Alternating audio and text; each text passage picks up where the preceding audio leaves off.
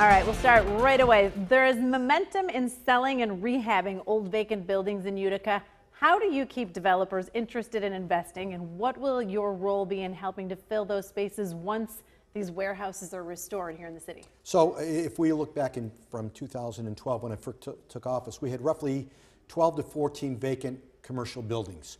They all have been sold, repurposed. The working relationships with the developers has been a partnership. They are encouraged to coming into the city.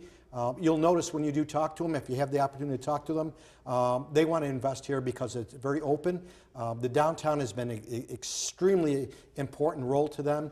We have a grocery store downtown. We had, what you're looking at, 3 of the buildings that we talked about were scheduled for demolition, which was going to cost the taxpayers. Now they're back on the tax rolls.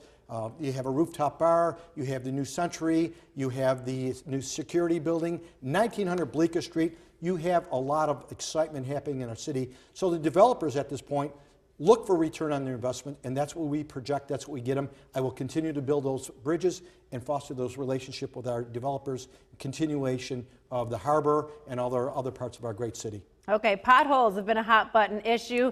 With winter approaching again, they'll inevitably be an issue again. What's your plan to ensure Utica's streets are safe for drivers? So we continue to do this through the 311 app. We are out there each and every day with the hot mix going out there, filling the potholes. We've done roughly 11 miles of paving this year, which is more than we've ever done. And I would say at some point in time, the infrastructure plan that the president has proposed, it can't be on the backs of the taxpayers. We just don't have that money, and we will continue to be proactive. We had the pothole killer. We go out there and maintain it. We're doing more of the sewers. We're infusing as much as the dollars and cents so it doesn't become on the backs of the taxpayers. But like anyone knows, we provide the best services we can. We will continue to do that during our winter months. Okay. Utica has been derisively called Shootica because of the gun violence we've seen here in the city. How do you feel when you hear that, and what would the administration do to better fight crime in the city? So I think what we're doing with crime, I think we're very proactive. I have to tip my hat to Chief Mark Williams. I think he does an outstanding job. We are an accredited facility with the Utica Police Department, and quite frankly, some of our statistics, we are down. But it's like anything, anytime you have gun violence, you try to do everything we have. We have our community policing, we have our outreach program out there, we meet with all the faith-based groups, so we're doing everything we can at this point. The biggest thing is getting the communication and the trust of the people that are out there. That is going to be the only way we're going to be able to reduce this, because people are fearful, and we have to build that bridge so they're not fearful of giving us information that will continue to give us a safe, clean city, which is very important. But our crime is down, and again, it's just building the relationships we have within our community that's so important.